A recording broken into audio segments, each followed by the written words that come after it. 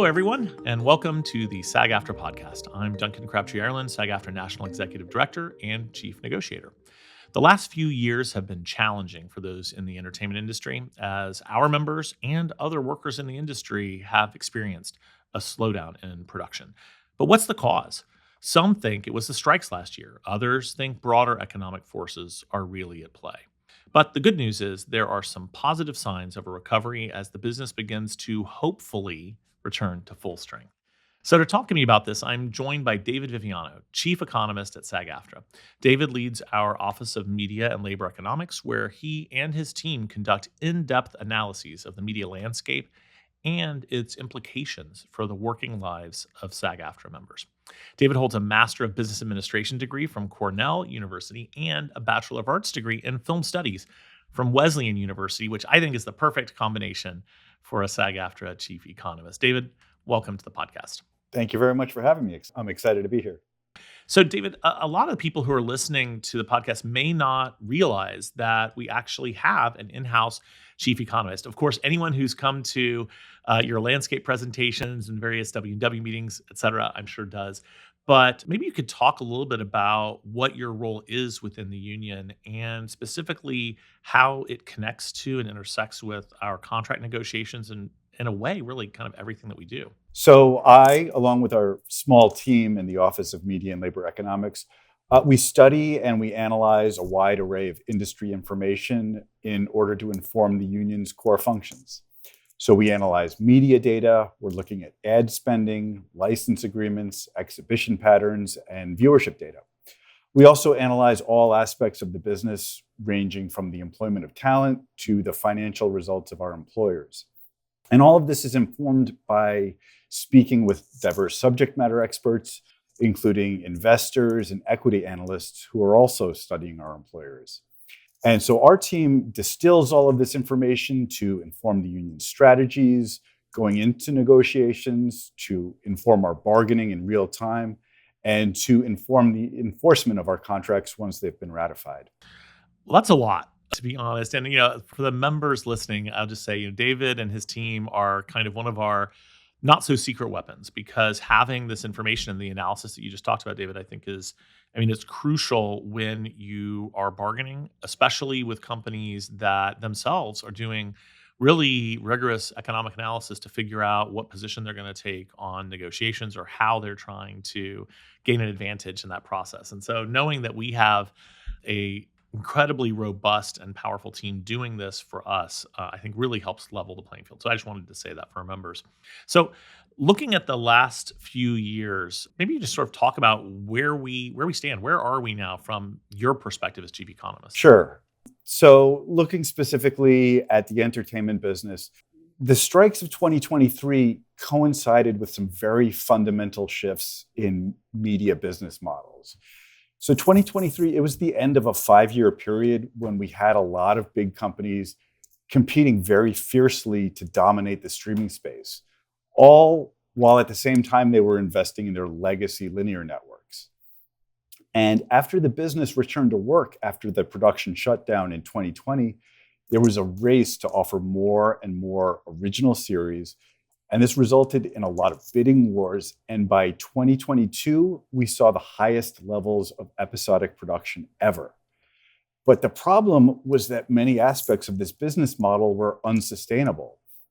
And so we, SAG-AFTRA, we were one of the early voices highlighting the fact that this business model was unsustainable. But also at the same time, there were investors who were realizing it as well. And so since the end of the strike last year, we've been seeing a more gradual rebound than many of us had hoped for. But domestic production work is coming back, but there clearly wasn't a big pop in the immediate aftermath of the strikes. And many of the biggest employers right now are having to wrestle with some of the very important strategic questions. And so in light of that, we've been seeing a lot of caution when it comes to their greenlighting new work. Yeah, I think any of us who've been sort of following the news about the saga of Paramount Global, for example, can see that the days of this being a fierce bidding war from a large number of well-funded entities is that seems like there's been a shift. Yeah, absolutely. So you touched on the fact that that obviously the strikes that happened last year had, they did have an impact, obviously, on our members, on other workers in the industry. It was a tough time for a lot of people, but it sounded like that is not really a primary driver of the broader economics of the downturn. Is that how you see it? Yeah, absolutely. I mean, it completely shut down the business last year. But as far as where we are now, it's really a combination of economic and strategic factors that are all converging at the same time. The industry is reckoning with the declining value of linear networks while dealing with the aftermath of the streaming wars, or at least what was the first phase of the streaming wars. So from 2019 to 2023, you had 7 major companies competing, trying to be the number one or number two streamer. And that business model relied on offering a large volume of original, exclusive, scripted dramatic programming. But by 2023, it was clear that not every one of these companies was going to dominate the streaming business. So we saw significant strategic pivots even before the strikes. And the competition that we're now seeing in streaming is much more oriented around live sports offerings. So years ago, the companies were bidding against one another to produce the most compelling scripted content. Now they're bidding against one another on sports rights. And this is programming that is arguably more expensive than scripted dramatic, so it's not necessarily a cost-saving decision. And then on top of these strategic and competitive considerations, we have these businesses that are dealing with a relatively soft ad market and the loss of eyeballs to user-generated content on YouTube and TikTok. And so when the business started up again after the 2020 pandemic shutdown, you had all of the studios working to produce original scripted dramatic programming for all the broadcast networks, for all the cable and pay TV networks, and 8 streaming services. And now all these platforms, they live on, but the corporate strategy is now to repurpose programming on multiple platforms rather than producing exclusives for each one. And then as far as the financial impact of the new contract on production, in the grand scheme of things, it's not at a level that meaningfully changes the calculation as to whether or not to proceed with a production. So yes, we achieved a $1 billion contract with unprecedented gains and protections.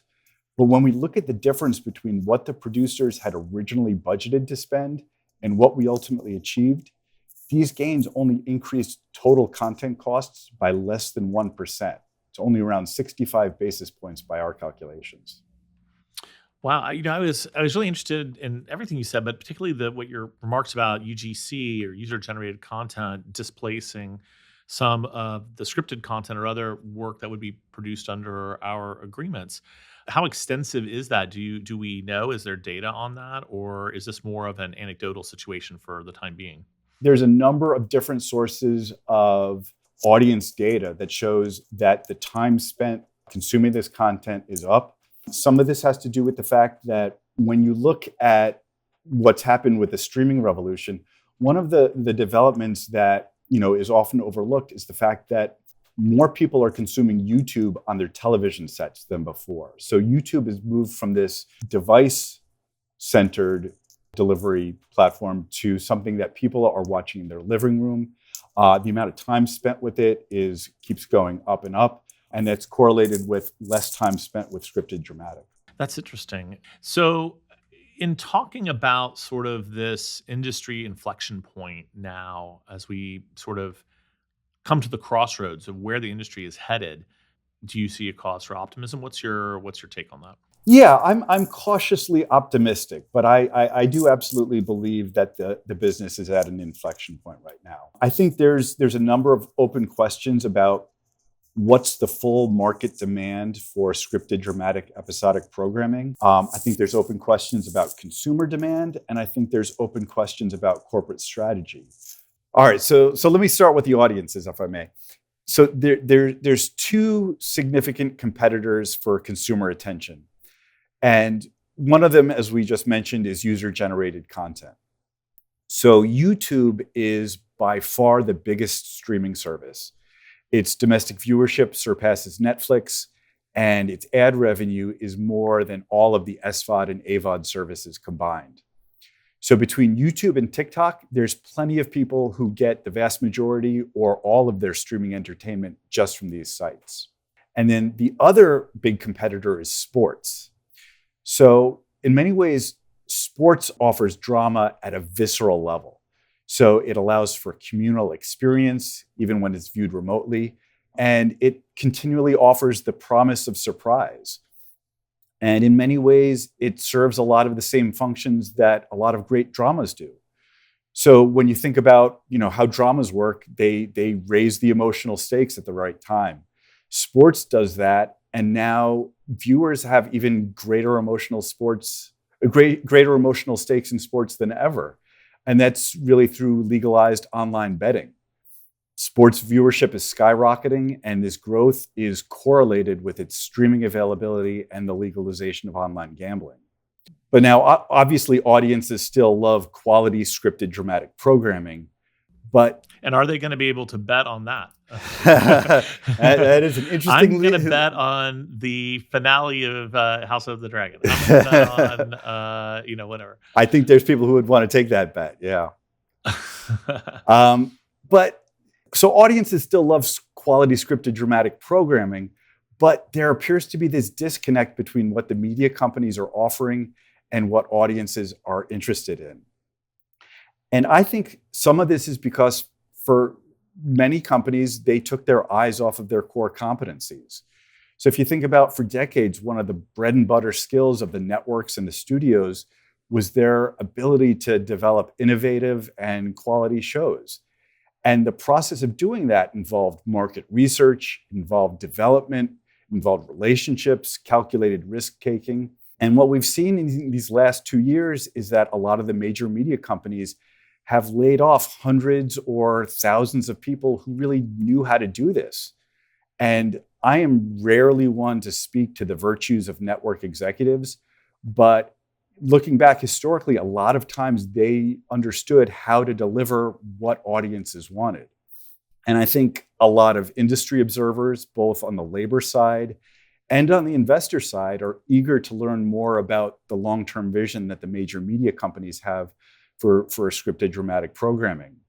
We hear some executives, they've been saying that they just want to reinvest in their successful shows and franchises. But if you look at history, it shows that it's just not a viable long-term strategy.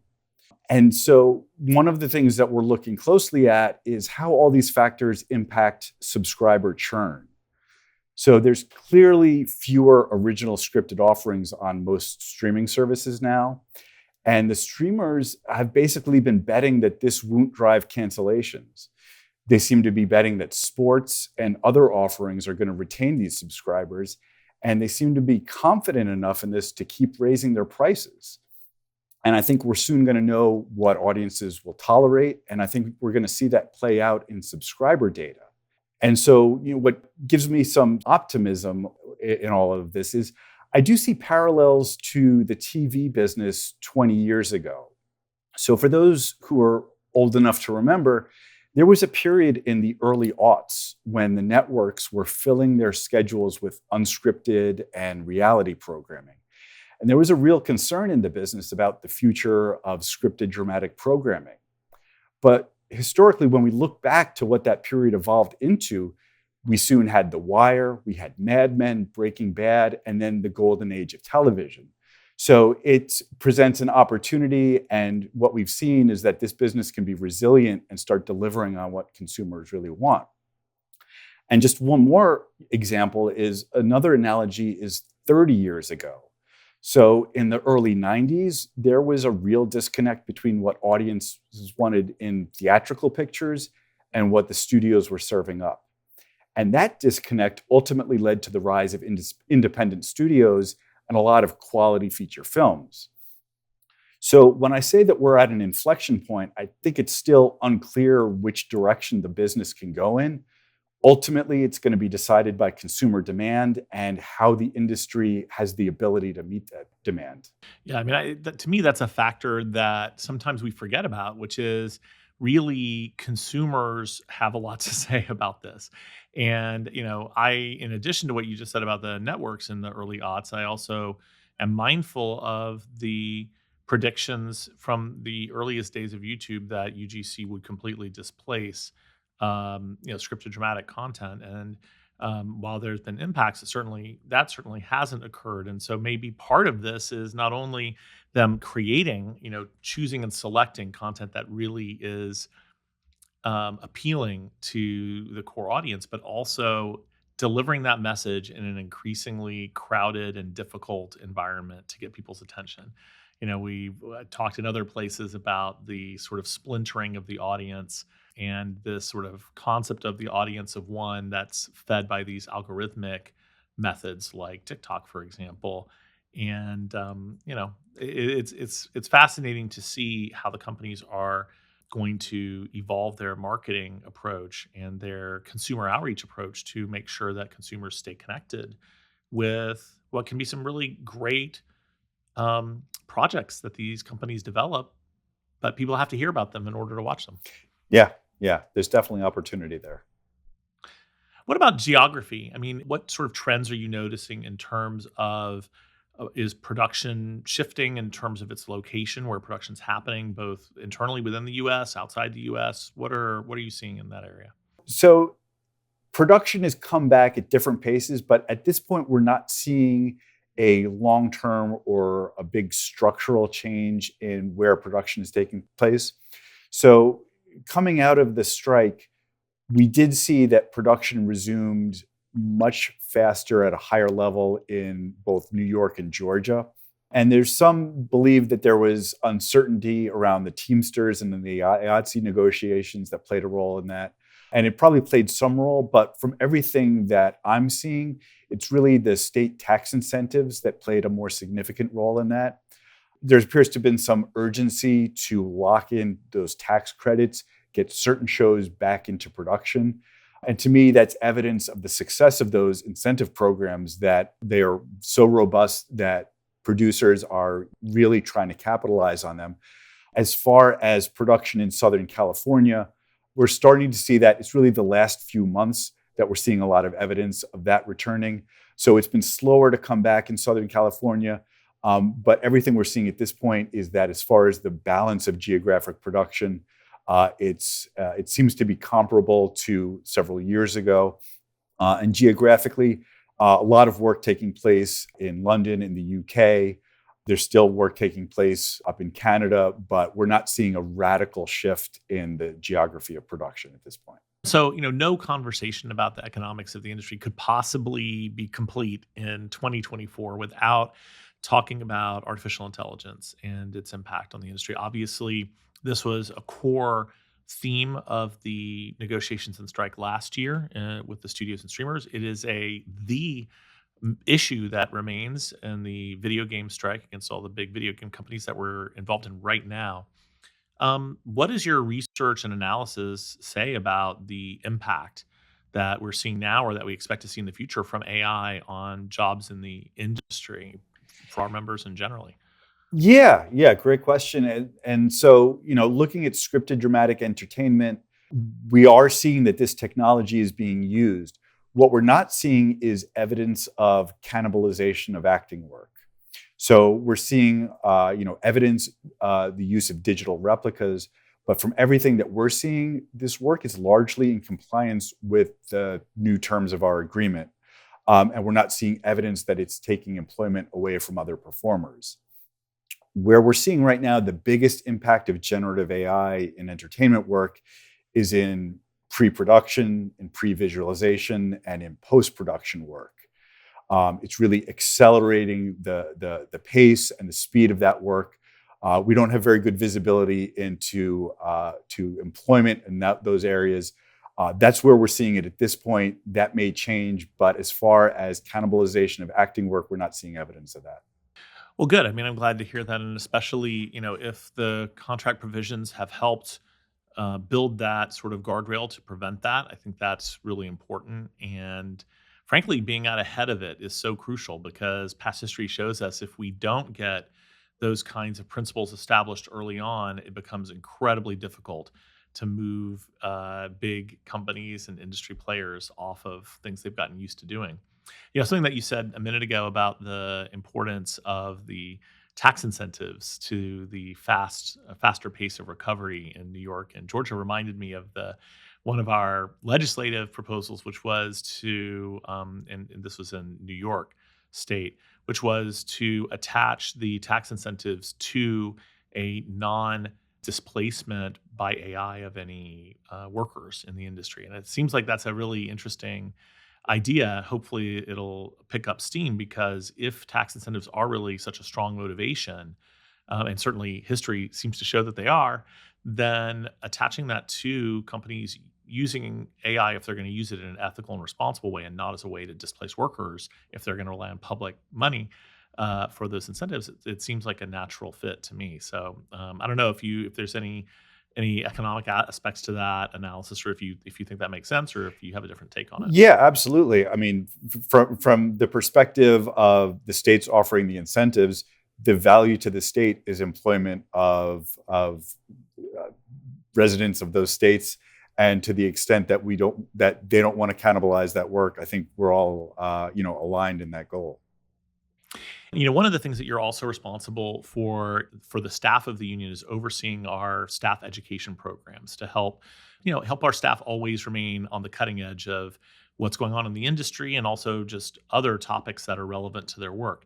If you had the chance to go out and deliver an educational program to the membership at large, or like if you could get every member to take one course or to learn about one topic, what would that be? Like, what do you think the most important thing is that our members could educate themselves on right now using resources that are available to them? Yeah. So, I will say that I do believe the union offers a lot of great resources to educate our members. Labor economics, just as my background, I think that is invaluable to any member of a union to understand not only an individual's relationship to their individual job, but to understand how that fits into the larger collective, how the work of other members influences all of these countless decisions that go into the business. So that would be probably the number one. That probably comes from my bias. And if anybody's interested in those topics, we do landscape presentations. I know there'll be one coming up soon for the advertising business. So I encourage everybody to take advantage of all of the different educational opportunities offered by the union. That would probably be my big suggestion. That's great. And so, and that includes, I assume, going to the website. They can find members and even other listeners who aren't maybe members yet can find resources there. And of course, the SAG-AFTRA Foundation also offers a lot of programs that are sort of focused on the practical aspects of being a performer in an increasingly challenging world. I mean, so many performers talk to me about the fact that they really, you can't just be an artist, or at least it's very difficult to just be an artist or a creator, because you also have to be a business person. If you're not, then it makes it way more challenging to manage your career and take care of your basic needs. So having those kind of resources from the union that you just described, David, or from the foundation, I think is something hopefully everyone will check out and take advantage of. So, well, it's been great having this conversation with you, David. I wish we had like another half hour to talk about all of this stuff, but I really appreciate your being here and sharing this knowledge with us. And I definitely concur and encourage our members to come to the W&W meetings and listen to your landscape presentations about each of the sort of aspects of the industries that we're involved in, because they provide some insight that's very timely, very real, and not readily available outside of our auspices. Unfortunately, I think the reality, correct me if I'm wrong, is that because those presentations connect into our bargaining strategies, we don't record them or make them publicly available outside of those bargaining periods. But definitely, we've got one coming up for commercials this fall, and hopefully people will take the opportunity to participate in that. Great. Thanks so much, David. Appreciate it. Thank you very much for having me. I appreciate it. And we'll see everybody on the next SAG-AFTRA podcast.